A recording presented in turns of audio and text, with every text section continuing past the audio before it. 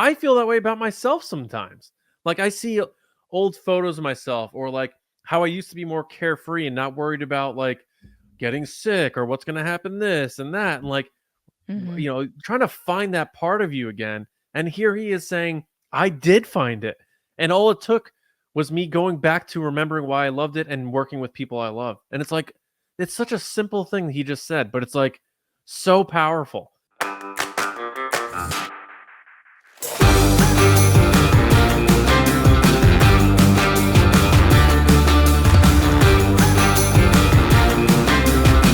Lacey, remind me, obviously we're Star Wars fans. Do you like Spaceballs? I've never seen Spaceballs. I am starting to gather that you have not seen a lot of movies. Can I just say that, like, it's been every movie you've said lately. Every single one has been me being like, I haven't seen that. But these aren't like deep cut, like French independent films. These are like major movies. Can I say that I've seen clips of them and I get the references and I know who's who in the movie, but like I've never seen the movie. All right, fair enough. Well, have you all out there seen Spaceballs in Nerdy and Nice Land? By the way, welcome everybody to the show. Happy Labor Day. If you are just sort of winding down after your final weekend of summer, or you're on the road traveling back home, thank you so much for listening to the show. You may have found us through you're listening to the Resistance broadcast, or you found it on your own. However you did, thank you so much. We're here to just nerd out and have a good time. That's basically the core of this show. And we're going to talk to you about all the latest going on in movies, TV, pop culture, the way that we always do it here on TRB. And with Nerdy and Nice, it is on its own feed. So make sure you subscribe to this show on Apple or Spotify. And if you have a second or a couple seconds, even if you want to pause this episode right now because you're not a multitasker, if you could just rate us 5 stars on Apple or Spotify, or subscribe to the channel, youtube.com/@TRB podcasts, that'd be really cool. Now, Lacey, what might not be cool to some, but cool to others, is Josh Gad, the Disney darling who is everywhere, in everything. His hands are in every jar. I think he's even friends with Daisy Ridley. He is everywhere, yeah. He is writing Spaceballs 2, and he said Mel Brooks told him that he has his finger on the pulse, which means he gets it. Now, you haven't watched Spaceballs, but a parody comedy of Star Wars that came out about 37 years ago. What are your thoughts on it? Do you like Josh Gad? Like, where are you at with that? And what do you think about him trying to fill the shoes of Mel Brooks, even though apparently Mel Brooks said he's just nailing it? I have no problem with Josh Gad. I think he's funny. I think he does an amazing job doing Olaf. Obviously he comes from Broadway. Book of Mormon, I think, was his I think he was one of the original guys on Book of Mormon. You know, he's extremely talented. He's definitely got the family-friendly stuff going on. Like you said, he's a Disney darling.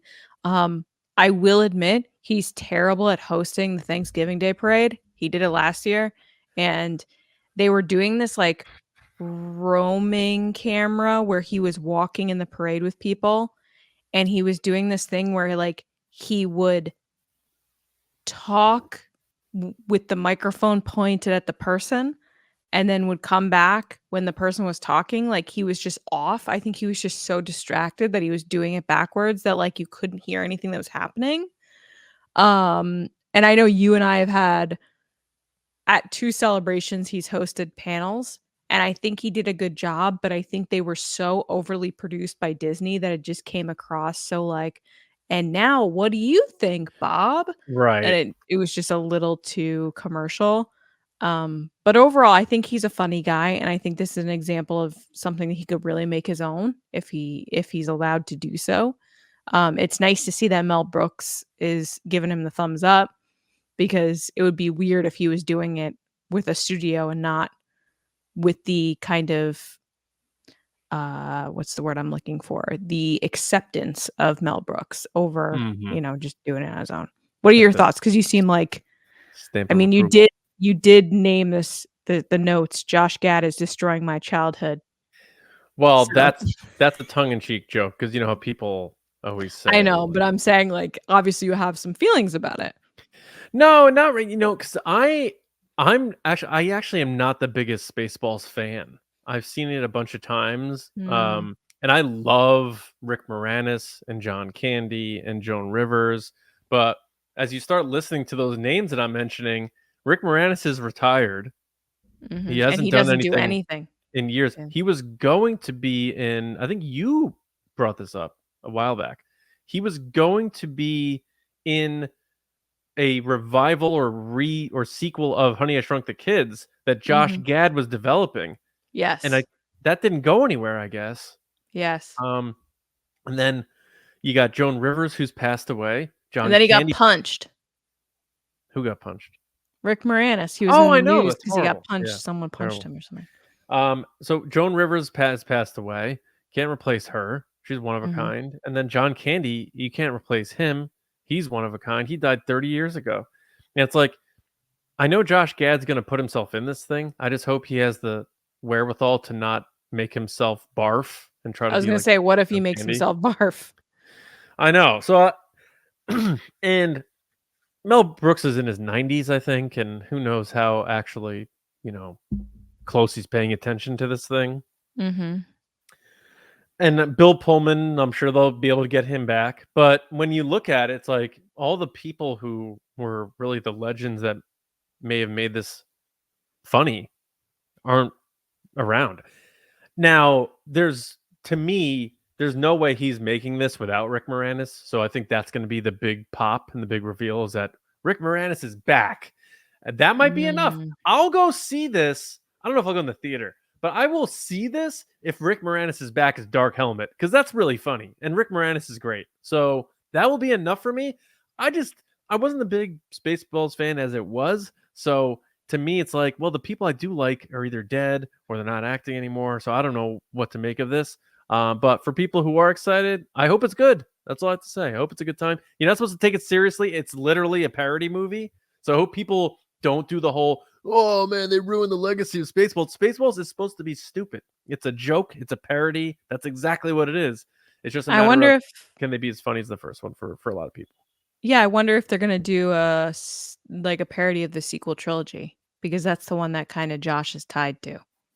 That could be, and it also could be popular with some people because they think like, oh, see, they're making fun of it too, But we'll see. But yeah, Spaceballs 2 in development. But Josh Gad also had a Muppets show that he was writing that also got canceled. So, and he doesn't have a lot of writing credits, so we'll see. We'll see what goes on with He's been trying for the nostalgia thing though, with the Muppets and then Honey, I Shrunk the Kids, Spaceballs. He did that very viral Lord of the Rings reunion during COVID. Yeah. Like he is a fan like we are because I think he's in that generation. Daisy Ridley stuff with Last Jedi. Yeah. Right. Yeah. That was funny. He was interrogating her. It was obviously she was in on the bit, but still funny. Yeah. All right, Lacey, there's stuff going on. So why don't we get into what's happening? Human sacrifice, dogs and cats living together, mass hysteria. Enough, I get the point. There is a ton of interesting stories and news this week. And speaking of things that are coming back, Ted Lasso season 4 could be happening. Wow. It seems like it, but the question is, who is coming back? I'm going to be honest right now before we get into this that I've only watched 2 seasons of Ted Lasso. I feel like the second season for me was like, that's enough. And I couldn't get into the third one, but I know people love it. So I'm not saying it was bad. I'm just saying I could not progress. Have you seen all 3? Yeah. Yep. Okay. I thought the third one was the last one, or is the fourth one the last one? So the third one really it tied up all loose ends and that sort of thing. And it could have served as an ending. Got it. So the understanding is that Warner Brothers Television has picked up the options for 3 of the original cast members who had contracts under the UK's acting union, which is Hannah Waddingham, who plays Rebecca, Brett Goldstein, who has a very popular podcast, by the way. He's always like top ranked podcast. And then Jeremy who plays Roy Kent, and then Jeremy Swift as well. But the question right now, currently, which is kind of a big question, is Jason Sudeikis is returning as Ted Lasso, Brendan Hunt as Coach Beard, and Juno Temple, who's Keely Jones, which, by the way, second kid, if it was going to be a girl, I was totally going to name my kid Keely. But it wasn't a girl, it was a boy. My brother's daughter's name is Kaylee. Oh, that's close. Yeah, Keely, but specifically from Ted Lasso. I loved this name so much that I was like, so much so that you're like, I'm not watching season 3. I know, but I liked the name though. The ridiculousness that is Lacey Gilleran. But so all those people are under SAG-AFTRA. So the question is, will those contracts which have expired get passed over? So the kind of big question mark. The other question mark is Jamie Tart, who's Phil Dunster, Phil Dunster plays Jamie Tart. I said that backwards. Sorry. The question is he going to return? Because it seems like he won't, because he's currently signed on for Prime Video's The Devil's Hour and Apple's Surface TV series. So, I mean, there's a lot there. You have half the cast back, half the cast not sure. Jamie Tart, aka the actor Phil Dunster, is unsure. Mm-hmm. Do you think they need Jamie to make this work? Who do you think you're like, that they don't necessarily need them? Knowing what I know about the series, you kind of need Jason Sudeikis to do it, as well as Juno, I think. Because you got to have the Roy Kent, Juno, the Keely Jones relationship. Yeah. That's the fan favorite thing. Yeah, I think in order for this show to still be Ted Lasso, you need Jason Sudeikis and Brendan Hunt, who plays Coach Beard. I don't think, even if you brought back Jason Sudeikis, if they don't bring back Coach Beard, I think no. I agree with you there. Yeah. The personality of that character and how he serves as sort of like this right hand to Ted, that would be such a void. He's like an equalizer a little bit. They wouldn't be able to fill it. Yeah. And you obviously need Brett Goldstein. He loves playing Roy Kent, so and Hannah Waddingham for sure. I don't know about Phil Dunster. Like Jamie Tart had a really cool character arc, but his conflict is essentially over. So I don't know what they're going to do with him. Mm-hmm. I would like to see him back. I don't love when shows pseudo come back, or they can only get, they either got to go all in or not and try to get the whole gang back together. Otherwise, it's going to feel like when you're at a really good party, but all of a sudden you look around, you're like, everyone left. Like, I'm still here and I still think I'm having fun, but it, like, the moment's passed and I'm still in the past sort of thing. Mm-hmm, mm-hmm. I don't like that feeling. So with a show that has been beloved as much as Ted Lasso, I would hope that they're like, we even need Trent Krim. We need to get that guy James Lance back, the reporter with the long hair. Like all those little characters and what's his name? Danny Rojas, like that guy on the team. Like, you need those guys to make this feel real. Now they can play it where, oh, he retired from soccer and he's no longer here. They can absolutely do that with some of these guys. But the core people, you need Sudeikis, you need Brendan Hunt, you need Brett Goldstein, Juno, Hannah, and even Jeremy Swift, who plays Higgins, is great. I think that core you need, and then you could see maybe they have a new team, new roster. They can do that way. But that core you need. So I don't think the show happens without Sudeikis, and it shouldn't happen without Brendan Hunt. So, and then the other element is the writers. Are they going to be able to get any of the same writers? Like, I think Brett Goldstein did some writing for this, and Sudeikis certainly did. But usually when shows move on into further seasons, people who had success as writers in the first couple of seasons get their own series to show run, and they leave. And then sometimes shows take a dip in writing quality. Oh, totally do. And you can always tell when the writing staff switches over with a show. You can always tell. It's like, I think one of the biggest ones I noticed recently was like Lucifer. When it got picked up for future seasons through Netflix, it just, you immediately could tell that the writing staff was different, because like just the way, the rhythm of how they spoke to each other, the kind of lines that weren't as witty. I agree with you though. Going off kind of your party analogy, it's kind of like going to a restaurant that you love, but it's been bought out by someone else and they do different recipes and they don't exactly taste as well as they did when you went there with the original owner. It's like, I don't think I'm going to come here anymore. Yeah. I agree with you. I don't think they need Jamie Tart, but you gotta have Jason Sudeikis and his coaching staff. Yeah. I mean, they could go to a different place, but it seems like they're gonna stick around because they've locked in like the 3 British people that need to be on this show. Right. But I guess we'll see what happens. Continuing on with things coming back, which seems to be another theme of this show, or I guess entertainment in general. It's like nostalgia is that big thing that we've been seeing for the past decade. We've been talking a lot about Beetlejuice on Nerdy and Nice, and it's going to continue because it's about to come out. So we're getting a lot of news from it, press, marketing, and in this particular story, we're getting reviews, and it's getting rave reviews. So it received a 3-minute standing ovation at the Venice Film Festival this past week, with Catherine O'Hara getting highest praise for her performance. Also, it was released that this film is on par to make $105 million on opening weekend. Just buckets. Yeah. Some quick comments about the film from the festival with Tim Burton. He gave some comments about how what this has done for him and what it's meant for him, which was, as you grow older, sometimes your life takes a little bit of a turn. I sort of lost myself a little bit. For me, this movie was a re-energizing, getting back to the things I love doing and people I love doing it with. And then he also went on to explain why he didn't watch the original, which I found this super interesting. He didn't watch the original when making the next one. He said, I wasn't going out to do a big sequel for money or anything like that. I wanted to make this for very personal reasons.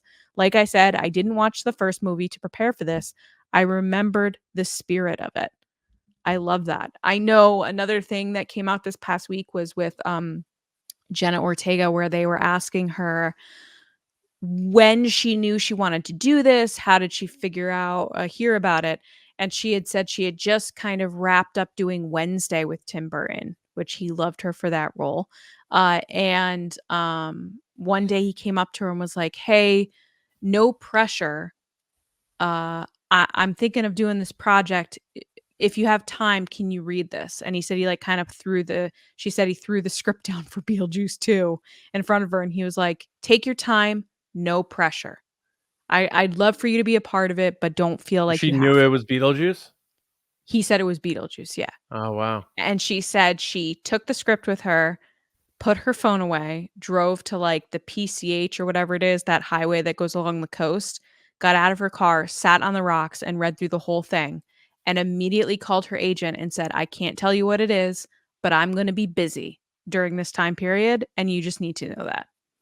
And she immediately told him she was going to do it. So there's something about a project when everyone that's involved is like so in from the moment that they hear about it.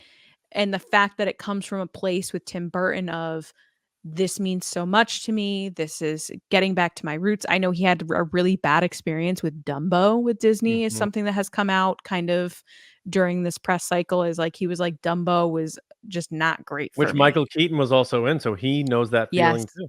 Yes, so he didn't like that whole series. And I think Alice in Wonderland didn't necessarily go the way he had planned from the original to the second one and everything. So I'm not surprised that Tim Burton's like, look, I need to take a step back and like rework what I'm doing here, because I loved Wednesday, which he did for Netflix. And I felt like that was the first thing I've seen from him in recent years that I was like, this is very Tim Burton. I love it. So this seems even more back to like who he is. So what do you think, John? Are you surprised it got a standing ovation at the festival? Are you excited to hear more about it, or do you think you know enough, or what are your thoughts on Tim Burton? I definitely know enough about the movie going in. I don't want to know much more. And I actually have been trying to avoid these little clips that are popping up after Me watching too. a couple.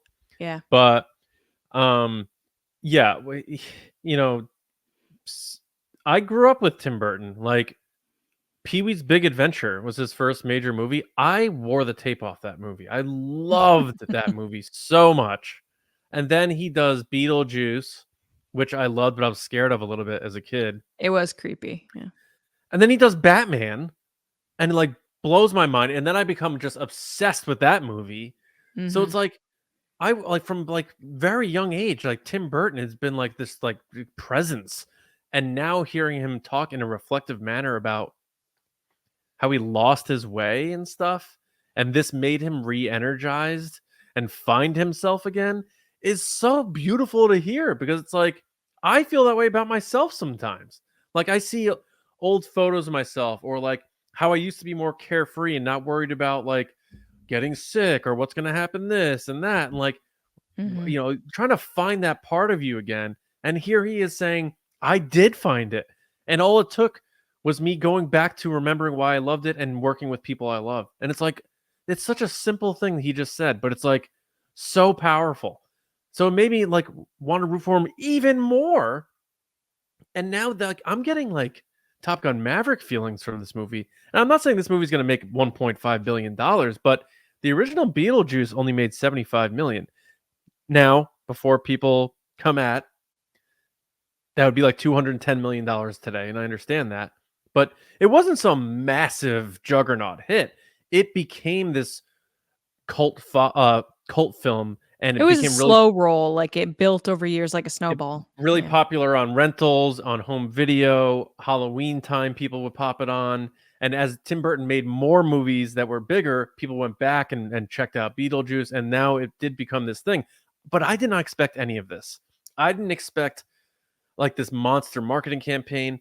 These projections we were talking last week about 80. It said 80 and I said 50 or 60 would be like incredible, and now they're saying possibly 100. It's because they're marketing 105. They're marketing this in an old school way where people are going to these restaurants and getting these cups and all this stuff, and it's just like you got to go back to those ways to do things, because if you try to do things in media is so flooded with TikToks and short videos, influencers, but also this competition of content, reality TV, streaming services. It's not like I'm putting on my cable, I have 30 channels, and there's a good chance I'm going to see a trailer for this movie. That doesn't happen anymore. So you need to get back out to the public spaces and put these things in people's eyeballs. Because how many times have we talked about movies that didn't do well, whether it's on Resistance broadcast or even here, and we talk to people we know, and they're like, I didn't even know blank was coming out. How many times have we heard people say that? I've said that. So they have realized what they need to do. It's the Deadpool model. It's the Barbie model. It's getting out in people's faces with this stuff. And it's working. And it sounds like they really nailed it. And the fact that Catherine O'Hara is apparently the standout, I couldn't even hear like more good things about this because I'm such a fan of hers. Like it's just everything just sounds so good that I'm nervous I'm going in too hype now. But the last bit that made me feel really confident was Michael Keaton talking about it and saying like, we could have like really given you 45 minutes of Beetlejuice. And he's like, but we didn't want to do that. We wanted to keep the same amount of screen time. We that was the one thing we wanted to keep consistent. And it's like, he freaking gets it. He totally gets it. I hope he wins an Oscar for this role. Nothing would make me happier. Oh, that never even Michael crossed my mind. That'd be Michael crazy. Keaton finally winning his Oscar for Beetlejuice. Yeah, and he also did this past week Hot Ones. They called it Not Ones. Unbelievable. Where he played himself interviewing himself as Beetlejuice while having hot sauce and hot wings. It was the most ridiculous kind of crossover I've ever seen. But like you said, they're just going full court press. They're like, we just gotta get out in front of everybody for everything. And they're beating other studios like Disney, who waits three weeks out, 4 weeks out. They've been slow rolling this movie in marketing for months. Don't be surprised. Like maybe he won't do this, but it would be cool if Keaton rolled up on a late night show as Beetlejuice. But he probably could. Either way, neither world. There you go. He's so charming on the late night circuit always. So he's gonna, if he hasn't already, he's gonna be making the rounds. And I've always been a big Keaton fan, so like all the boxes are checked for me with Beetlejuice. Hopefully we get to go check it out in theaters. But I think this could lead to a Beetlejuice, which would be one of the most satisfying movie titles of all time. And possibly that third Batman that's been eluding me my whole life between Burton and older Keaton. Batman. Yeah, Burton and Keaton. Yeah. Give me one more. What is that? But Batman yeah, Beyond. They could do something like that for sure. But I'm so happy to hear all this, and I hope all this comes true. I hope it's as big of a success as they're projecting, and people love it, and I love it. So hopefully that's the case. Yeah, I agree. A movie that's, I don't know if it's going to be a success, and it's kind of in the same vein. I don't know if it's, like Tim Burton said, re-energizing or falling back in love with something. We just got updates about Jurassic World Rebirth, with a first look of Scarlett Johansson and Jonathan Bailey keeping the dinosaur franchise roaring, if you will. So Universal has officially released the first look at Jurassic World Rebirth, which is the 7th film in the 31-year-old franchise, starring Scarlett Johansson, Jonathan Bailey from Bridgerton, and I always mess up this guy's name. I feel so bad. Mahershala Ali, who's supposed to be Blade, which we haven't heard back about. And then Gareth Edwards from Rogue One: A Star Wars Story and the creator, who is directing a script from David Koepp, who wrote the original Jurassic Park, released in 1993. Now, there is a little bit of hope there that the original writer is writing this one. But yeah, so we got some images of Scarlett Johansson kind of in the big tall grass with Jonathan Bailey, who has cut his hair very short. He's got like a buzz cut looking thing.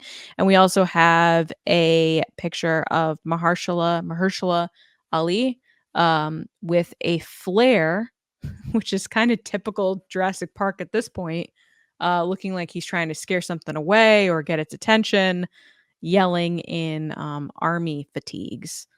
So what are your thoughts on the image first? Now, the story is that they're going to this environment of Jurassic World, and they're trying to get DNA from these dinosaurs to create medicine and drugs that are life-saving drugs for humankind. You have Scarlett Johansson, who's playing a covert ops expert named Zora Bennett, who's been hired to lead the team extracting DNA from the 3 most gargantuan dinosaur species left alive. Ali is playing Zora's partner, Duncan Kincaid. Why do they always have Kincaid as the last name of the guy that you know is going to be kind of a dick? You know he's not going to be a nice guy, Duncan Kincaid. He sounds like an army guy. And then Jonathan Bailey plays a paleontologist, of course he does, named Dr. Henry Loomis. And Rupert Friend plays Martin Krebs, the representation of the drug conglomerate funding the expedition. Well, Martin is going to lose and die terribly because he's the one funding this conglomerate. But yeah, so what do you think about the plot? How do you feel about the images? Will you see this? I'm not going to go see this in theaters unless something blows me away in the promotion of it when the time comes. But I do find it a little strange, and I haven't seen anybody make this comment or observation. Like, you put out this big article with one of the major trades, Variety, and say Jurassic World Rebirth, which, by the way, don't like the name. It just oozes Rebirth. Subtitle generator, you know? How is this Rebirth when they just did this? It's not like they had the original Jurassic Park and then they're doing this one. There were like how many? 4 in between then and now? With Chris Pratt? It could have to do with like what the plot is about with this DNA or something, but needless to say, Jurassic World Rebirth first look and the 2 images they show don't have dinosaurs in them. Yep. Like you're you're introducing us to the next era in Jurassic Park, and you say, here's the first look, and it's 2 actors laying in grass, and the other image is a dude holding a flare, You're probably not even gonna looking show at a at least dinosaur. one dinosaur, yeah, a foot or something. So so it's just like, okay, I guess. Okay. And then this plot is, it just oh, it just I remember you telling me the plot of the most recent ones, and I was actually talking about this today with Matt, and I was explaining to him how it was about, like, the guy's daughter who needed, like, cloning or yeah, DNA or something, they and retconned everything. I was like, "I didn't even remember that," and he didn't either. He was like, "Did we watch that I was like, "Yes, we totally did."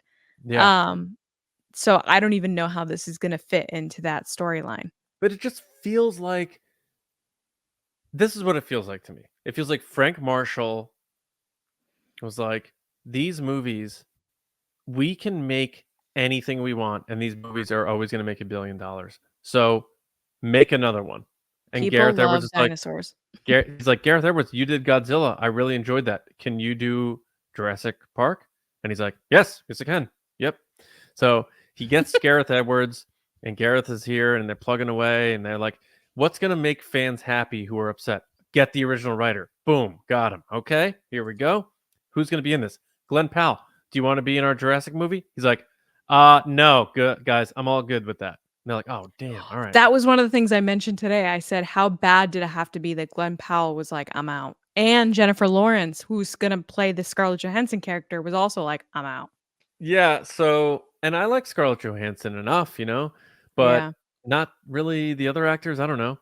So then I'm thinking, all right, let's take a look at the synopsis. And it's like, they're extracting DNA from these 3 remaining gargantuan dinosaurs. The other dinosaurs are dying out because we screwed up Earth and humans are horrible again, and blah, blah, blah. And then they're doing it to find something to help the future of human health. And then now it's like the error that they always do with these things. It's like when George Lucas introduced midichlorians to this whimsical force. He made it scientific. And now it's like Jurassic Park was supposed to be this fantastical thing. Yes, they're using science to bring back the dinosaurs, but it's ultimately a fantasy story that people always dreamt about seeing dinosaurs. That was the whole catch with Jurassic Park. Now it's the dinosaurs, but really it's about us, and we're using the dinosaurs to make us healthier. It just sounds like they're out of ideas to explain why they keep doing this, because Frank Marshall knows they make money. So, and I hate, because that's such a hater angle. I hope I'm wrong, and I hope they show me something that makes me feel like, oh man, I should go see this. But I haven't felt that way, and I haven't even seen the last one where they brought everyone back and tried to Force Awakens to save Jurassic World, and I heard that was horrible. So I hate to say this, and I don't mean to upset anybody who's fired up about it, but I am not optimistic about Jurassic World Rebirth. Yeah, that means that Glenn Powell is probably going to be Jonathan Bailey's character, which was a paleontologist or something. He's if you're looking at who's playing who. I just chased tornadoes. I can't be getting involved here. Yeah. I agree with everything you said. It just seems like a cash grab. It doesn't seem like a genuine story or wanting to keep the franchise going. I think everything at this point is just nostalgia. Show me something new. And not only that, you just had a movie about this come out. You can't rebirth it. What is it? 3 years later? 2 years later? Rebirth. But you know what you can rebirth and or do is a Gambit movie. Oh. And I'm all about this. This is something that's been in the works for a while, and then it got deprioritized and canceled with Channing Tatum. As everybody knows, he played Gambit in Deadpool, stole the show, I would say. Everybody left that movie being like, his Gambit was hilarious. It was amazing. He's the most memed besides he became a Wolverine meme. and Deadpool. Yeah. I'm going to make a name for myself. Yeah. Like that whole thing. Well, Ryan Reynolds is staying on top of the news cycle and on top of pop culture trends and released a deleted scene for Deadpool and Wolverine, which teased Channing Tatum's Gambit making it out of the void and back into his own universe by a quote Marvel sparkle circle. So the shot is him walking through kind of all the dead bodies in the void, and then him turning around and having this kind of smirky smile on his face, and he has the circle ring in his eyes, which tells you, oh, he has the opportunity to go through a portal. I think it really opens it up for him to survive and show up again. And it was also in the movie. It was a deleted scene, but it was in the movie on one of the screens in the TVA. So in the canon lore of Marvel, it did happen. You just didn't see it on the screen in the way that they shot it. Right. John, would you see a Gambit movie? And does this get you hyped? Because I know that when I saw this, I literally was like, yes, like out loud. I was so hyped for him. I'm telling you right now, if Ryan Reynolds backs this project and they get Lord and Miller to team back up, I said this last week, back up with Channing Tatum and they make a Gambit movie, that movie's gonna make a ton of money. So and Channing Tatum, again, I feel like I'm repeating the stuff I've said last week, but he really does seem like a good dude. And like He people, does. no one complains about him. Everyone likes him. He seems down to earth and he seems to really love the opportunity to play Gambit. So I think they could do something here, and I think it'd be really cool. We'll see what happens. But Ryan Reynolds probably has a lot of pull right now, especially with how successful this last Deadpool movie was. So if he can get in Feige's ear and be like, look, we can probably make this work, maybe they do it. Now, Feige is responsible to the point where I forget who it was. It might have even been Gambit a while ago where they were trying to do something and he's like, it just doesn't fit. But they were able to make it fit here. Maybe there's an opportunity, whether that's post Avengers, whatever happens with that story, where they can involve Gambit. But I think it could be a cool thing, and I'd be rooting for Channing Tatum to play the wheelin' dealin' card dealer Gambit. Again. Every time I see his video and or a screenshot of him being like, I'm gonna make a name for myself, yeah. Like I just laugh because people use it so they're like, I'm walking into a restaurant, I'm about to make a name for myself. I just want this for him because it's another example of like an actor that was really spearheading and wanting a role so bad and trying to make it happen. It reminds me of Ewan McGregor with the Obi-Wan Kenobi stuff, like for years being the person behind the scenes, and even Ryan Reynolds and Hugh Jackman just being like, come on, let's do this, please, please, please. And then it's another example of studios not listening to what fans want. Like, I think fans want the Gambit movie. They've always wanted the Gambit movie. And they were like, we don't need this right now. And then the moment like this happens, and it was the scene-stealing moment of the movie. Like, this left the movie and people were losing it. That it seems like a no-brainer. I don't know why you wouldn't do this. I also want to note that Channing Tatum did do an interview recently and said that he gets called Jeff all the time, John. So I have to apologize to you because you always say that. My name's Jeff. My name is Jeff. He says that is what he hears the most, and he hears it every single time he goes through TSA, anytime he's traveling somewhere. He says that he hears it like basically once a day. So I apologize because I used to make fun of you. I think I made fun of you in the last episode being like, no one says this. And apparently everyone says it and I'm the idiot. We've been podcasting together for 6 years and I've never been wrong once. Oh my God. Yeah. So anyway, hoping for the best. On the same par with more Marvel news, because there's always Marvel news. Yeah. It was announced this week, not officially, but through several sources, that Robert Downey Jr. will be paid upwards of $100 million. That's right, $100 million to play Dr. Doom in Avengers. Okay. Kevin Feige says he approached him about the role a year ago and, quote, I looked into the character and went, wow. I believe that's what Robert Downey Jr. said, or did Kevin Feige say that? The way that's written. Robert Downey Jr. said that. Robert Downey Jr. said that, right? Yeah. So my thing is, he said, I looked in the character and wow, yeah, I looked into the dollar signs I'm about to make, and I said, wow. Yeah. He could end up making $200 million for starring in the films with all the box office incentives that he's also signed on for. These updates came from, of course, Jeff Schneider, because he has every update. His Disney, Marvel, Lucasfilm person has really given him all the details. Yeah. But I'm going to be honest right now. I think that people should be paid their worth. I totally agree with that. I'm a big person that was when all the strikes were going on. I said they should get what they want. Visual effects people are extremely underpaid. They should get paid properly.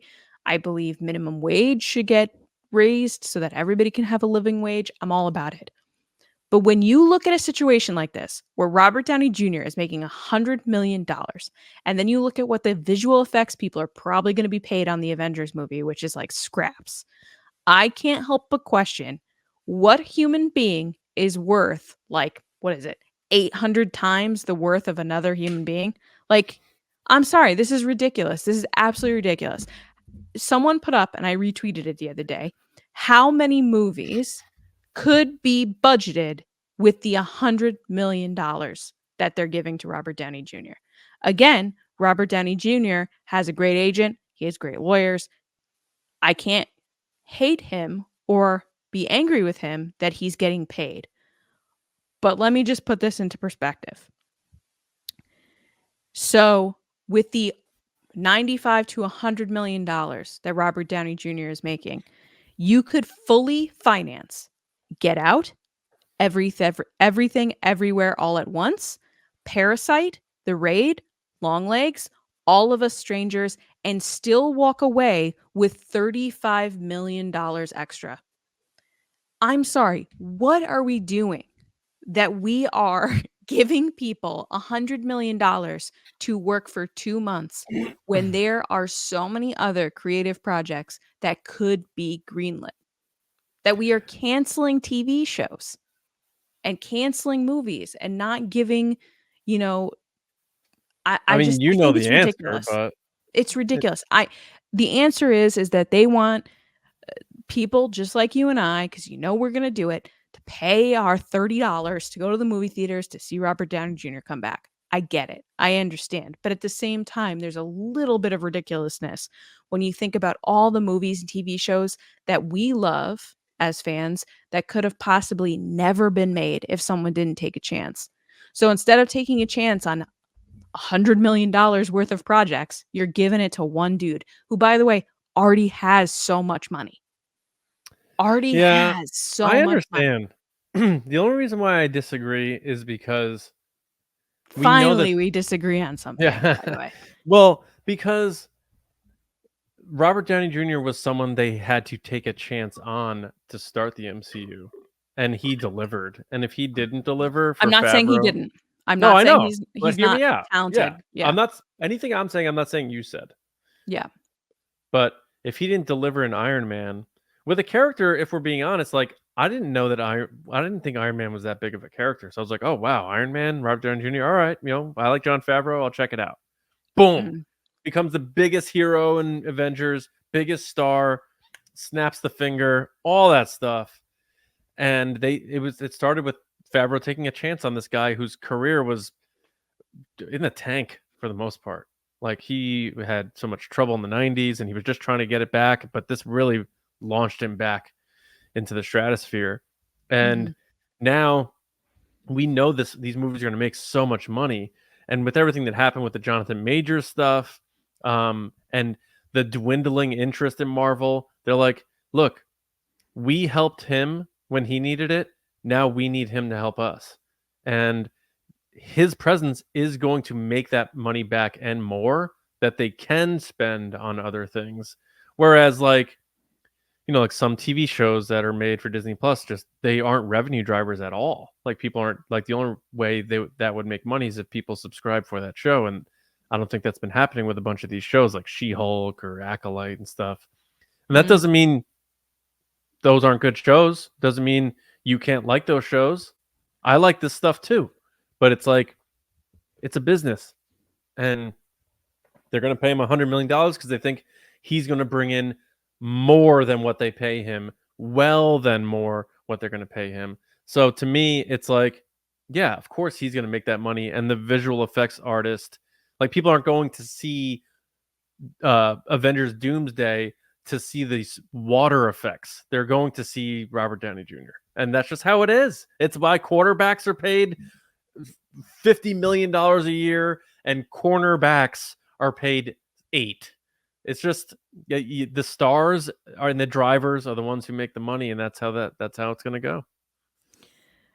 Okay, I'm gonna come back at you with another thing. Are you gonna first of all me?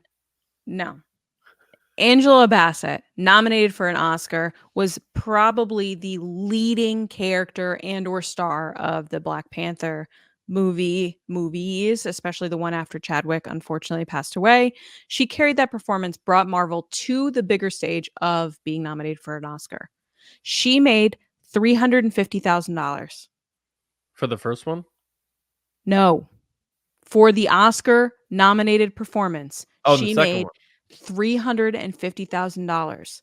Yeah, Robert Downey Jr. is making $100 million. You can blame it on agent, but there's also accountability here that Disney fought Scarlett Johansson on getting paid for Black Widow. They fought Emma Stone on getting paid for Cruella. Oh, you're saying it's a male-female thing? I'm saying that it should be an equal playing field and that people should be paid according to their worth and performance, and it shouldn't be $100 million for Robert Downey Jr. and $350,000 for Angela Bassett. I think that there can be a middle place here. And I'm not saying that everything is apples to oranges or everything's apples to apples and everything's the same. I'm saying that it's a little ridiculous that you're going to pay one person $100 million. Yeah. Shenanigans. Yeah, and then if that's the case, then you, Bob Iger, should not be complaining a year ago that writers and actors should stop complaining about wanting a living wage. If we're gonna get into that part, I'm just saying the optics are not there. Yeah. So if we're gonna get into that part, I'm not like concerned about Angela Bassett or anybody like that. I juxtapose this against, like, didn't Disney just lay off a ton of more people? Yes. So it's like, and they're that continuing part, to do so. Yes. That part is rough to see a week after layoffs that Robert Downey Jr. is making $100 million. Or they're fighting cast member wages and stuff like that. Yeah, right. So that part is what bothers me because, like, we're sitting, like, I do this with sports all the time where I'm like, I'm like, I can't believe they're only paying him league minimum, and I'm like, wait a minute, league minimum is like $600,000 a year, and it's like, I would love to make league minimum, so then I'm like, forget him. Clark is making $70,000 a year. Who? Like Caitlin Clark, Indiana Fever. Oh yeah, WNBA. Yeah. Well, she's making a ton of money with her endorsements. That's for sure. That's fine, but the amount of money she's created for the WNBA and the butts she's put in seats. She should be paid more.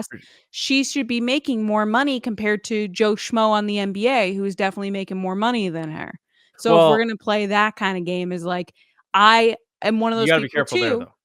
Okay, but I'm one of those people too that believes that athletes are completely overpaid. Oh yeah, 100%. Of course they are. They're stupidly overpaid, and then none of that money is spent on anybody that upkeeps the stadiums, that works at the stadiums, that works for those teams. It all trickles to like these athletes. And I understand that here's an example with Robert Downey Jr. Like, yes, is he the captain of the team? Sure. Is he the one that's the head Avenger that's going to bring people back that people are excited for? Sure.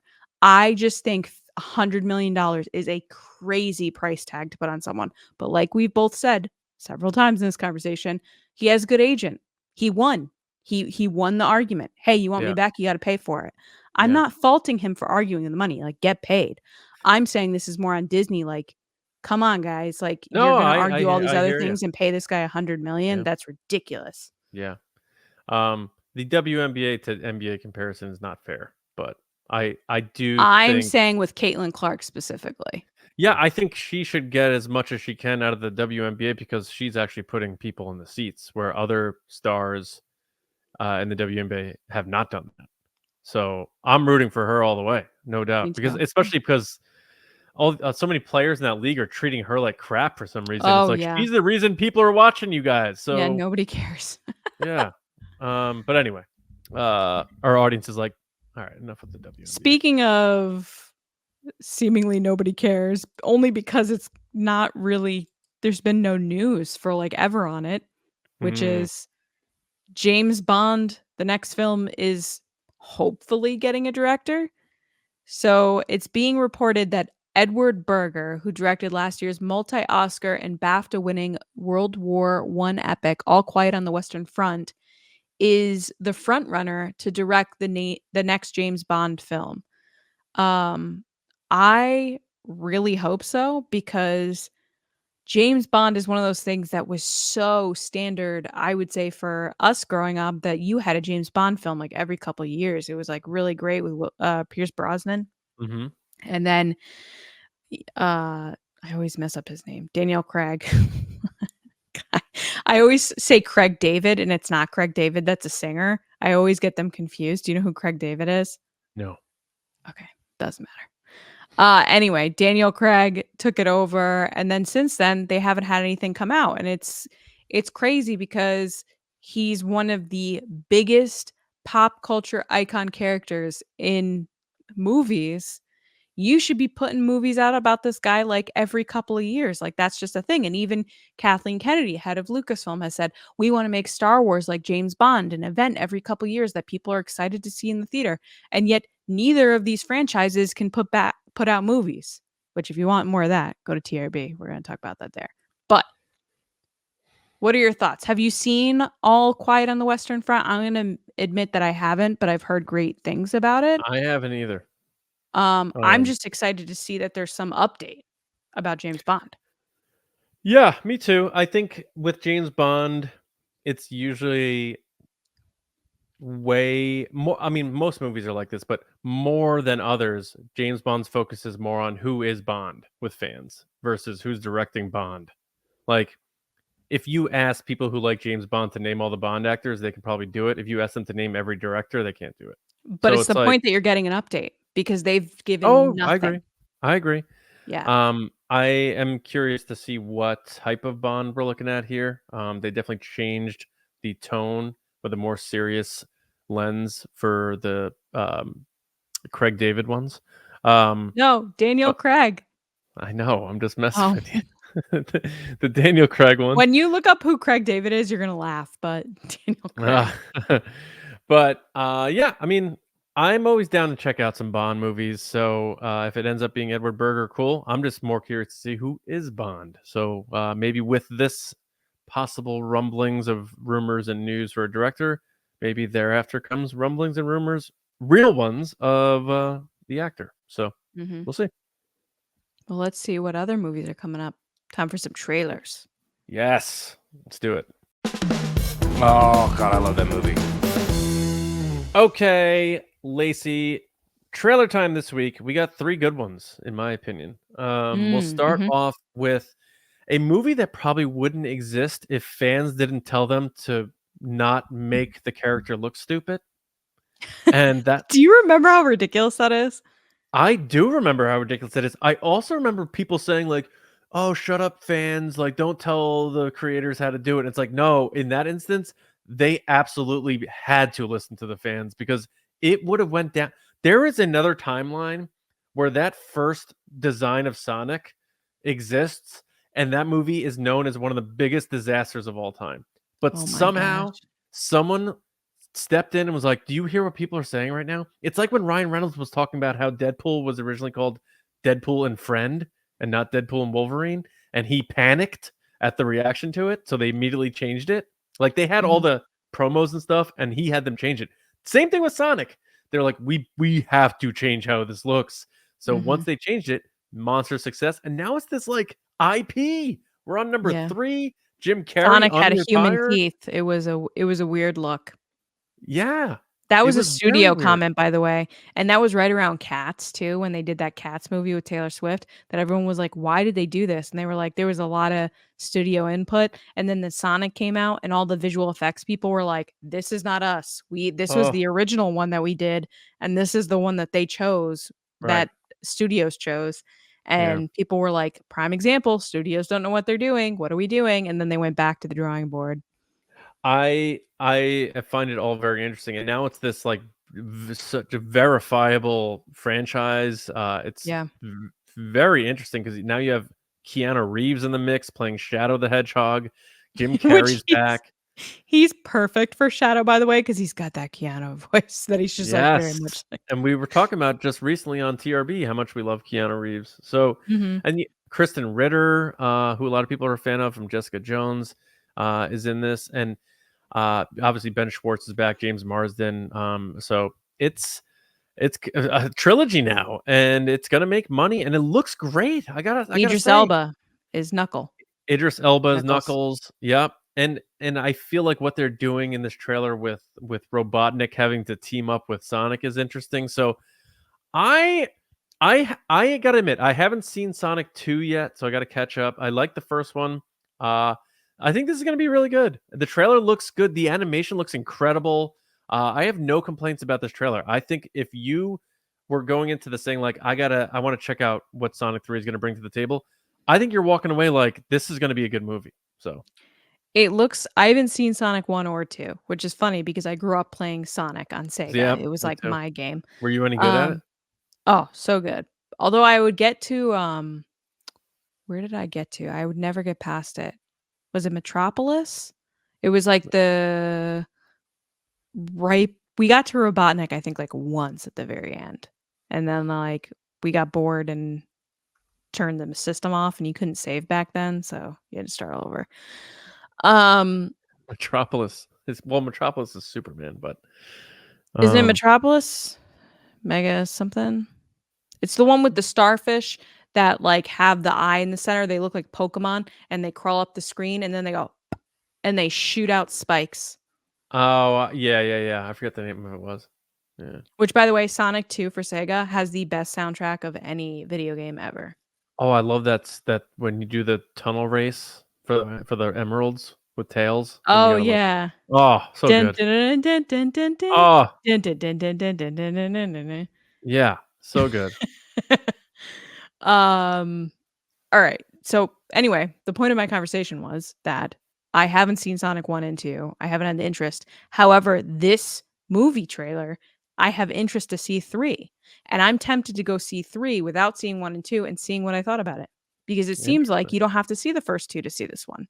They give you the whole gist in the beginning. They're like, he's got friends now. But And why it's like, not? okay. Because I But kind of want to see it to see if it holds up without seeing the first 2. I've never done it okay. before. All right. Fair I'm enough. tempted. Now this next one, Lacey, you and I have been friends long enough where I can admit this. Our audience, judge me if you must. You This cried. made me cry. Mm. Yeah. Superman, the Christopher Reeve story. It's going to be in theaters for one day only, September 21st, but also on September 25th, which I believe is his birthday. Mhm. And I forget I think Christopher Reeve would have been like 73 or so now. Mhm. But and because of who owns it, it's owned by Warner and HBO. It's probably going to be on Max at some point. Mhm. But so in this, essentially, what this trailer is showing is they made a documentary on the life of Chris Reeve and how he inspired kids to believe in superheroes and being good and being Superman, but then also inspired people when he went through his horse riding accident and Was became that video paralyzed. the legit clip of what happened? I have to imagine maybe. I didn't know that a video existed, to be honest. I thought didn't he get kicked or something? So he got thrown from the horse. I Yeah. know that. And he Yeah. was apparently trying jumps that he wasn't experienced enough in. Oh. And he fell in a way where he broke his neck and just completely paralyzed neck down. And that's happened Severed like, his spinal cord, right? That's what they yeah. said? So it Yeah. happened like 30 years ago, which, there wasn't a lot of media beyond the news back then. There wasn't even AOL. So Mm-hmm. I don't know that if this is maybe the release of the video. I'm not sure. Because they showed But that clip when someone was talking about it, but I don't know. Because they said, like, "Oh, he just fell, and then that's what happened." Yeah, and what's crazy about this is, like, I forgot how close him and Robin Williams were. They were, like, best Yeah, friends. I think they're yeah. both Juilliard trained. I don't know if they were classmates, but, just knowing and having known who Christopher Reeve was, because I grew up watching the first 2 Superman movies. Superman 2 was my favorite when he fought General Zod and the 3 of them, but he would always talk about it in such a way that even though he was a Juilliard trained actor, he respected it so much, and it meant a lot to be Superman because he knew what it meant to kids to see him as Superman. So when kids would see him in public, he would, treat them the way that they would think Superman would treat them. He was that sort of guy. And everyone said Christopher Reeve was always this good guy. He even called out Marlon Brando for being unprofessional. And he did that on late night television, which in the 80s to do that to Marlon Brando is a gutsy move, and he still did it. So needless to say, this just is going to be, I know this is going to be good. There's no way this can't be good.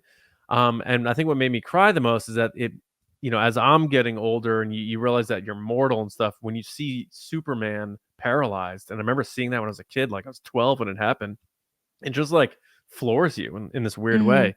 But what he was able to do with that, and even though it eventually did take his life prematurely, of course, is just so inspiring. And I think this is going to be just something people got to see. And I'm not saying you got to go try to get there on that one day it's going to be in theaters, but I think this is going to be a story that people need to see now, because like I was talking about the new Superman, Lacey, like people need those stories of hope right now.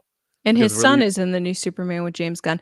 Although I did see some people online being like, why would they put DC Studios on the front of this movie? It's not DC Studios. I was like, clearly DC Studios is releasing the film. Why don't we all calm down? Second of all, they're putting it in movie theaters so that it can be acknowledged for a possible Oscar. I think James Gunn was very instrumental in helping this get finished and all that stuff Yeah. as CEO of DC. Yeah. So I think these stories of hope and stuff are necessary, and it's been so long that I bet young kids today who maybe like Superman don't really know much about Christopher Reeve and his Superman and how good he was and all that came with it. So I think this is just a no-brainer, and this trailer just, I don't know if it was the music or just the quotes and seeing Robin Williams, like all of it was just like, oh, it just hit me right in the chest.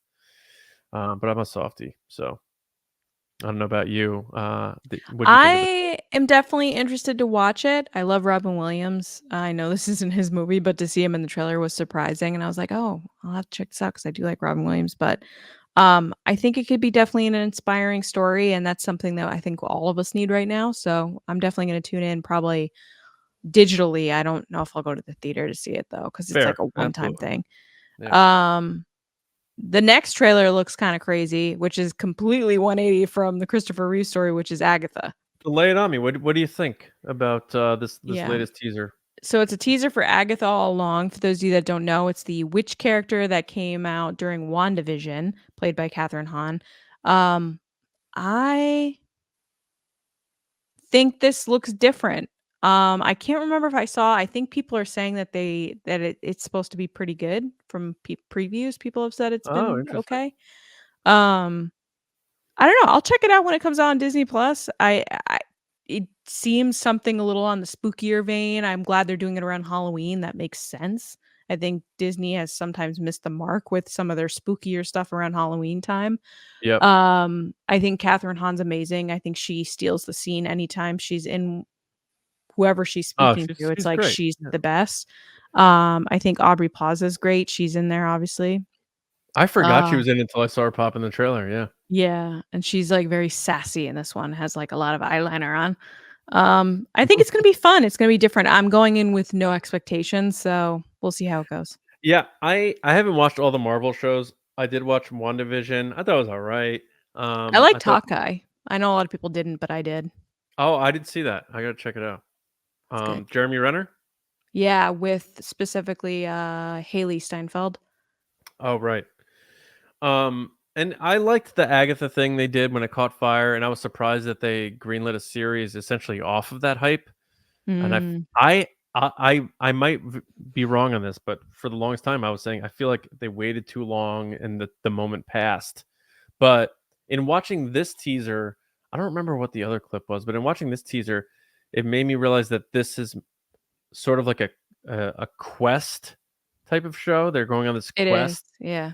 and I'm always a sucker for that stuff. So, and I love Catherine Hahn, so I'm probably Seems gonna like watch kind of like it. Wizard of Oz. It was like they're going on like the Witch's Road or Coven Yeah, Road and or it's something. very colorful. I like the palette. I like the visuals.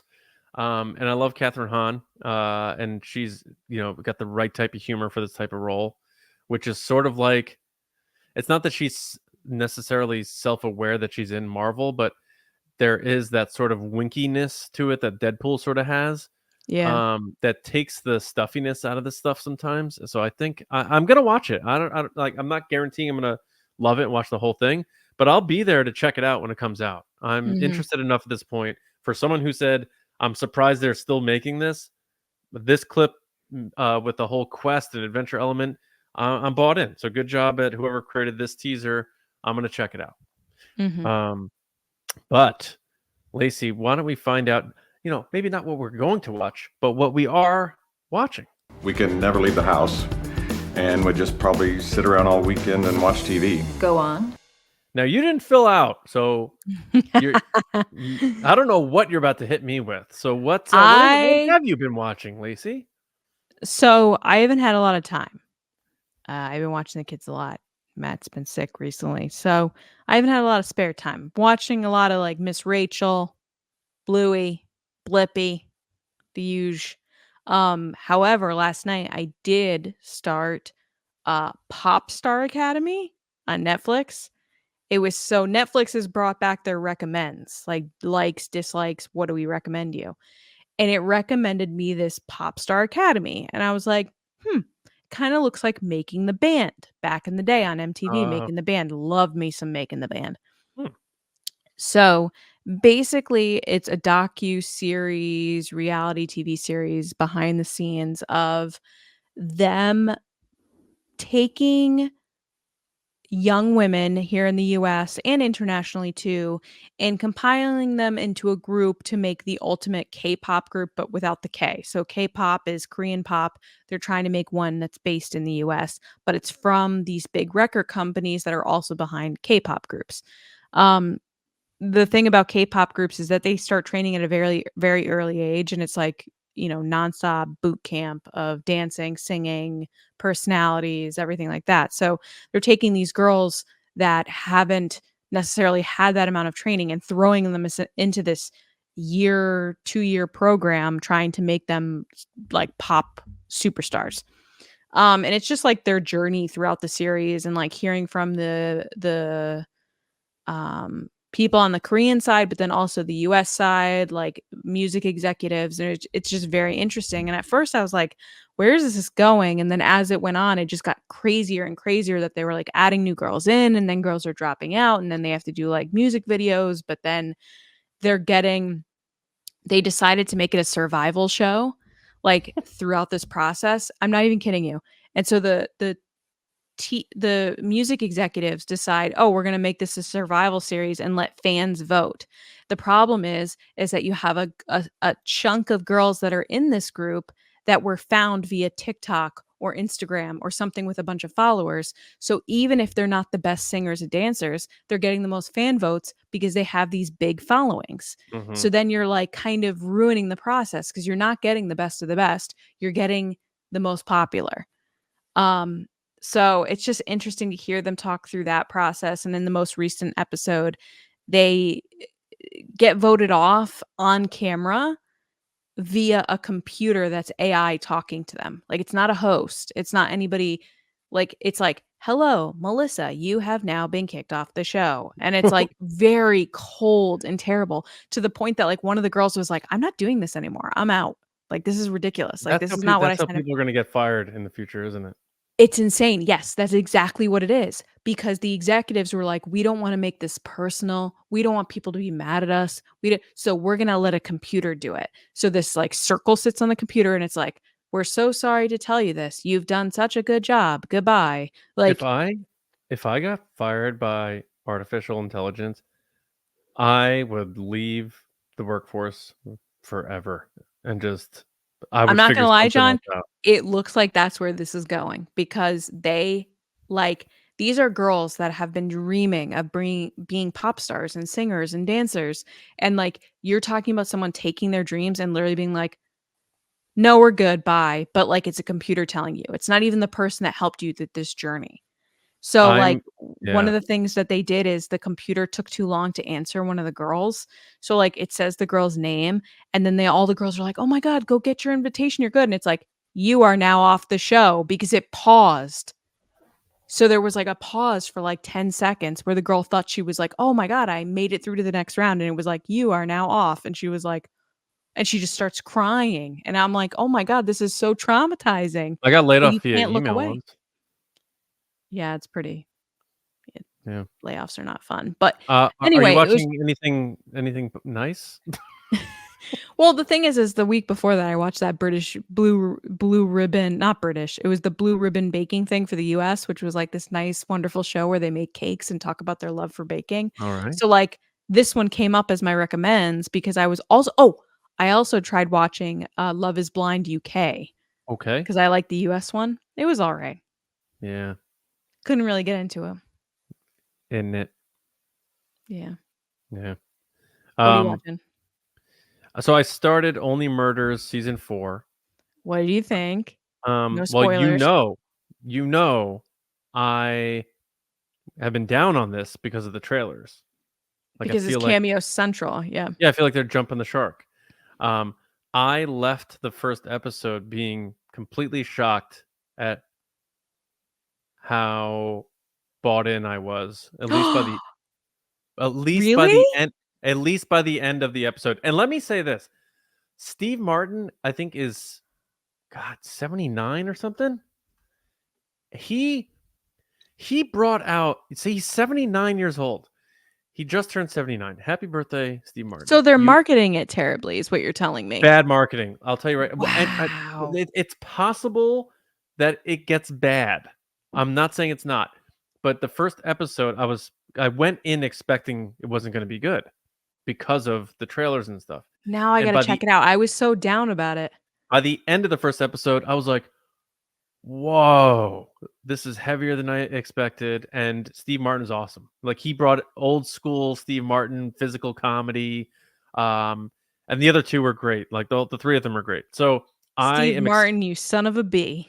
I'm actually excited. I'm excited to see where episode 2 picks up and where they go. And I'm back in. So bad marketing, or maybe that was me, I don't know.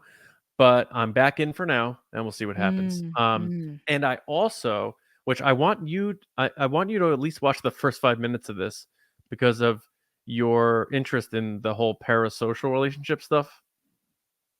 The Adam Sandler Love You comedy special on Netflix. This is on my list. I was gonna start it last night, but I was Okay. too exhausted, and I actually watched the preview of it, and I was like, "Oh, I gotta check this out," and I added it to my list to watch, but because I was, like, half asleep, half distracted, I was like, that's why I watched the Pop Stars thing instead. Yeah, so I've always liked Adam Sandler's comedy CDs and, Toll Booth He's a funny Willie guy. and The Goat and all that stuff. And he is also very down to earth and there's probably intent behind it, but he's a pretty regular guy. Like, he shows up at basketball parks in Manhattan and plays pickup games with people. He walks around with basketball shorts. You brought up the thing about the fashion guy approached The him. It's like TikTok, yeah. he doesn't he's not all about that stuff. He's as true like New York as it gets. And he's been around so long, and for him to still have that sensibility is very cool. But what I loved about it was it's right in the pocket with Adam Sandler. There's a lot of goofiness, but there's also a lot of heart. And Adam Sandler was always good at blending those two things. So it's in that feeling. If you like Adam Sandler and his humor and like the heart that comes with his stuff, it's all there. And then knowing that he keeps his friends around that work with him, he's loyal to them. You see guys who've been in his movies just like helping him backstage. But the first 5 minutes leading up to the show, you know how comedians always have those interesting intros to their comedy specials? Yeah. It's him like getting to the show via the street and going through situations where people would be like, Adam Sandler didn't sign my thing, he's a dick. And it's like, you see it from his perspective on trying to make people happy, but have people like pulling him in directions and fake autograph seekers using children. It's very interesting. Watch the first 5 minutes, but watch the whole thing because it's good. But the first 5 minutes for your whole parasocial thing that you've been like focusing on lately, very good example of Well, it. it's off of what we were talking about last week with Chappell Roan, who also Yeah. came out again and was like, I owe you nothing. Because Yeah. people were like, how dare you, bite the hand that feeds you, which other celebrities have gone through this recently. I know in the past year, at least someone that I love, the artist Doja Cat, she is another one that was like, I don't owe you anything. I'm not your, your property. I'm not we're not friends. You might feel like you know me because we talk, I talk online on Instagram Live or I'm on TikTok and you think I'm funny or you have this connection to me, but like I don't know you. It's one-sided. And it's something that's really kind of blown up online, I would say over the years, but definitely since COVID. When everybody was online all the time, people got really connected to people. So yeah, I'll definitely have to check it out. It's on my watch list. Yeah, it's good. And Adam Sandler, it's still that same type of, like I said, humor and heart. So if you like Adam Yeah. Sandler and you like his comedy, I think you'll like Love You, which is now on Netflix. So check it out. But that's it. Yeah, that's what we're watching. Let us know what you're watching and let us know what you think of the show. We hope you enjoyed this episode of Nerdy and Nice. Thanks for spending your Labor Day or your Tuesday back at work or school with us. We appreciate it because Mondays are for the nerds, but every day is for the nerds. And we appreciate you giving this show a shot. Like I said, whether you found this organically through Spotify or Apple or someone else shared it, or you found us through our other podcast, the Resistance Broadcast, we really appreciate it. We're trying to grow this one just as big as TRB, and we can't do it without your help. So help us spread the word. Tell your friends who like all this stuff we talked about to come join the party and get nerdy with us. We really appreciate it. We will be back with you next week with a new episode, but we have to thank our supporters on Patreon. If you like the show, we have bonus mini episodes of Nerdy and Nice on our Patreon page. So go to patreon.com/TRB podcasts. We do bonus questions where we get your feedback, polls. We have Discord servers, a lot of cool stuff. And tiers start at just $5. So this show right here, Nerdy and Nice, would not exist without Patreon support. Straight up. We have regular lives, families, kids, day jobs. We're trying to make this our full-time job, but we can't do it without your support. So if you like what we do, TRB, whether that's the Resistance Broadcast or Nerdy and Nice, check out the Patreon, and we appreciate any and all support. If you can't, totally cool. Share a link with a friend. That's all we ask. And rate us on the podcast app. But Lacey, we have to give a special shout out to the Movie Star Generals and the Silver Screen Spice Runners. And that is on the general side, Carmelo, John RISI, Jetta Rosewater, Frank Grande, Nick Kratz, Chris Morales, Brian Smith, Danny, Mike Rumore, Brendan McLaughlin, Sneaky Zebra, Dave Hornack, Jolton Jedi DiMaggio, Colin Cormier, and Stephen Garrow. And the Silver Screen Spice Runners, David Probus, Neil Shah, Kendall Gelner, Andrew Staley, Jeremy Myers, and the THEFORTWORTHIAN. And everyone who listens, watches, however you support TRB, thank you all so much. For me, Johnny Hoey on X and Blue Sky is my new favorite. And my movie pod, Just Like the Movies. We're doing Caddyshack. Should be out Wednesday. And TRB, Thursday night. Me and Gilly talking Star Wars. So, Lacey, where can people hit you up, chat you up, and talk about all this fun stuff we talked about today? People can find me on social media at Lacey Gilleran, on TikTok at It's Lacey Gilleran, also on TRB. And yeah, just stay tuned for more stuff. Please send us a review if you have time on any of the audio platforms. Let us know how we're doing. Leave a comment on YouTube. Let us know how we're doing.